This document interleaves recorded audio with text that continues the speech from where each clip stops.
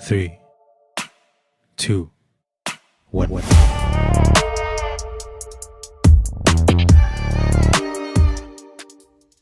hello and welcome to the Threads of Devotion talk. This evening we're going to be looking at a tradition and a practice which spans continents and millennia and has a beautiful intersection of different traditions and faith backgrounds.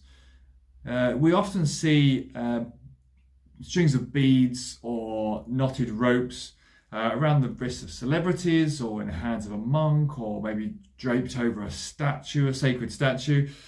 But have we ever wondered, or have you ever wondered, where does this tradition begin and why do people use these things?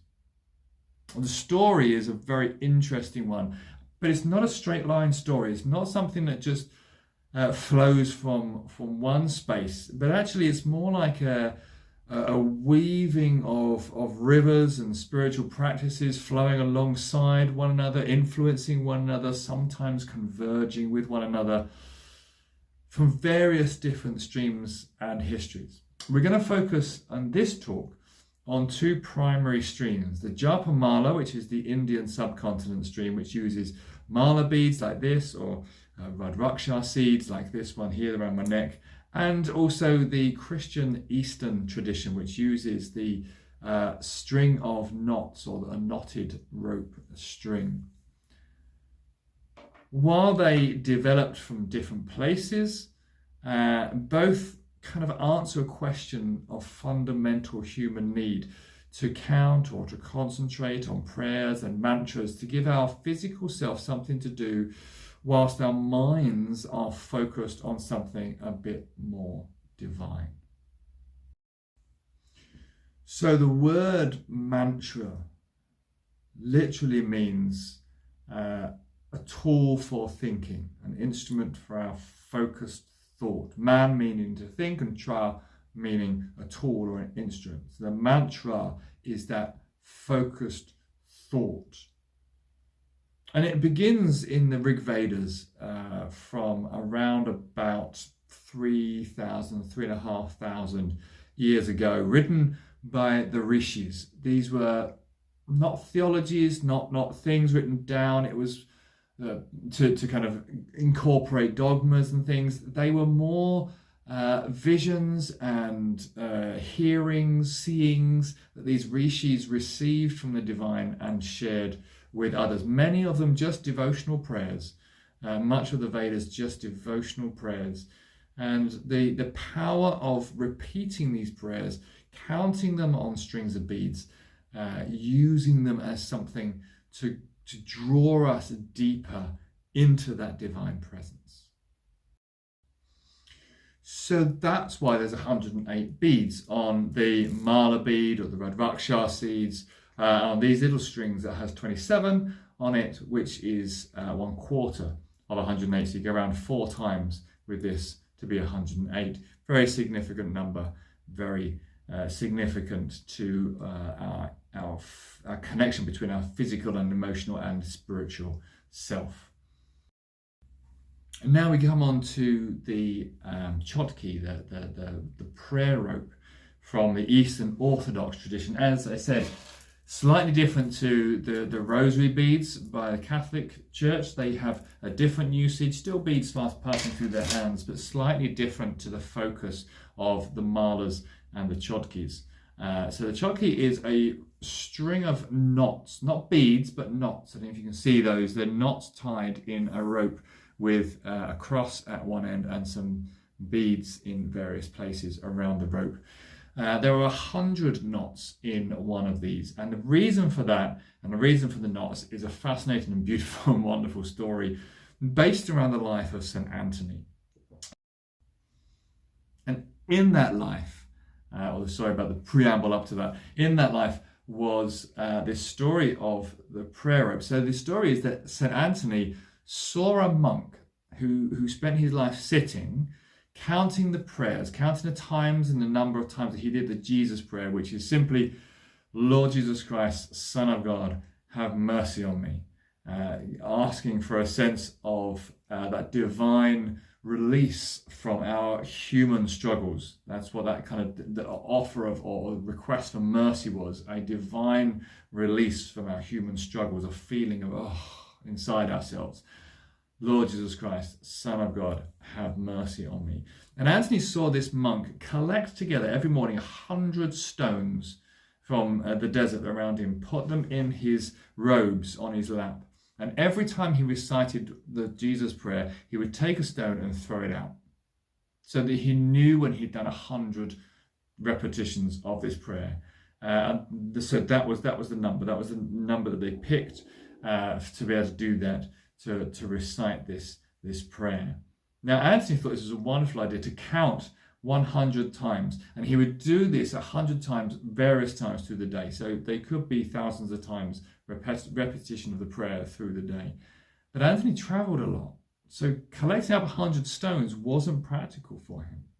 So what he decided to do is get a string of, or a piece of rope, and tie 100 knots in it and pass it through his fingers with a cross at one section, or just maybe just a stone or a bead at one section for the very early ones.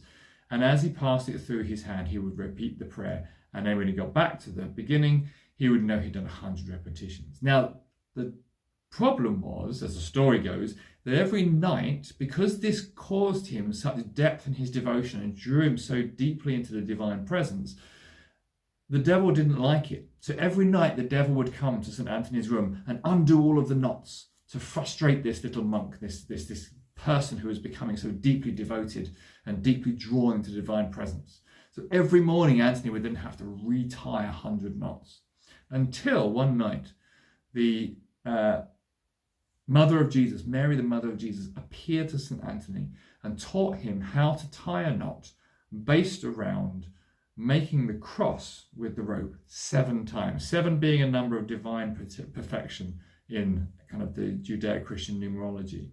So he tied each knot based on these 7 crosses, and it defied the devil. The devil couldn't touch it because it was so deeply woven into the reality of this Christian mystical tradition of these number 7 and the cross put together in each knot.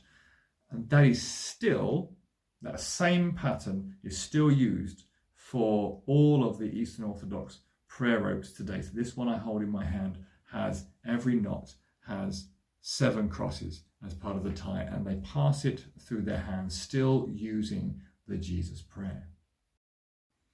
And that's just a wonderful aspect of it. So we have these 2 powerful spiritual traditions, the Chotki and the Mala, using the same ideas, coming from very different traditions in very different places, using the same ideas, using this passing through our fingers to focus, making the thing itself a sacred thing, imbuing it with that spiritual presence, that divine presence through our prayers, bringing a real sense of that devotion, whether it be the beads or the knots. They are a way of anchoring the heart and the mind in prayer, transforming the repetitive phrase of a mantra. As I said, the Jesus prayer is just another form of a mantra, literally what the word means, as I mentioned earlier, into something, a much more heartfelt meditation. So it shows us that spirituality is not just about ideas and belief, not for the people who really want to incorporate this into their life. It's about practice. It's about physically doing something to draw our connection to the divine right in. It's about finding something tangible, finding a physical way to focus our attention, to draw us more deeply into the divine, because we are so easily distracted, as I said, as human beings. Whether it's the mala or on the wood, or crystals in a string, or black wool knotted, these are threads, they're connections. The modern practitioner is being part of this unbroken tradition of thousands of years of devotion and practice. And the practice continues to evolve. today for usage of what it is. So you might still use the very old Jesus prayer that from 2,000 years ago almost, the Jesus prayer, or you might use some of the very ancient Sanskrit mantras that come from 3,000-4,000 years ago. Or you might use something very new. You might use a new modern phrase or a few words that you've heard from a modern teacher like Ram Dass, as I've mentioned, or Richard Rohr, or some other element of the traditions together. But the core and the intention remains the same. To use this simple tool to count your blessings, to count your prayers, to count your mantras, to focus your mind, to draw us closer to the divine, one bead, one breath, one mantra at a time. Thank you for listening. What we're going to do now is I'm going to guide us through just a couple of focused practices of using these. And we're going to actually encounter something deeper within ourselves, hopefully, as we do this practice.